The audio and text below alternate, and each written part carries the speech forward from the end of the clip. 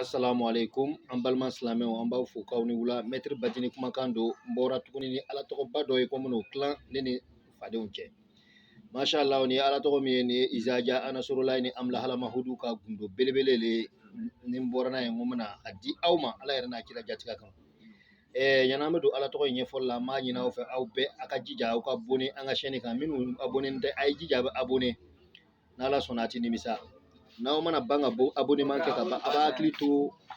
notification na a ye notification like pour que n'an ye video bila tuma o tuma aw kana fɔ an ka video ra an b'a ɲini aw fɛ a y'an ka video partager walasa an balima minnu tɛ an ka nin ko in kalama u ka se ka bɔ a kalama ka se ka nafa ni an ka ala tɔgɔ diiniw ye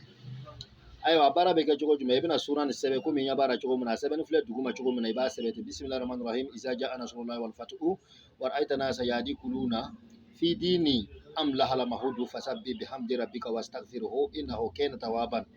fi dini lahi afwajan ni no Allah afwajan ne ti sɛbɛn mais a b'a sɛbɛn amlahala mahudu ale kelen no a bɛ hindi kelen ne di a b'a sɛbɛn ten siɲɛ 158 n'aw mana tila a bɛ to ka nasi ni min a bɛ to k'a mun nka a bɛ to ka wuridi a bɛ to ka suratu nasrullahi yɛrɛ wuridi ka waati min fana bɛ ci a b'a ka laɲini do ye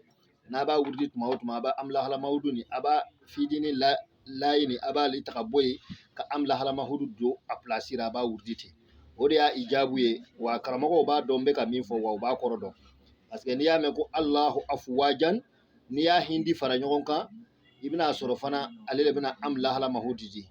Allahu afwajan a hindi bɛ bɛn 158 le ma amlahala mahudu a hindi bɛ bɛn 158 ma n'i y'a nafolo don a kora donc nafolo min bɛ na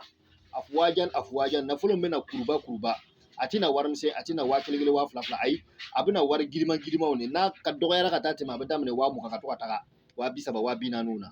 donc o kama a b'a don amlahala mahudu fasabbi bihamdi rabbika wastaghfirhu innahu kana tawaban wallahi ni min y'a baara a bɛna nafa ye a bɛna lɔn k'a fɔ ko an bɛ tiɲɛ de dira aw ma an tɛ ka kulon kɛ an ka minnu kɛ k'a kɔrɔbɔ k'a nafa sɔrɔ an bɛ k'o de tila an ni aw cɛ walasa silamɛ bɛɛ lajɛlen ka se ka lafiya hali bi ala k'an bɛɛ lajɛlen lafiya ala ka bɛɛ sara a ka ŋaniya ɲumanya ra inshallah assalamu alaikum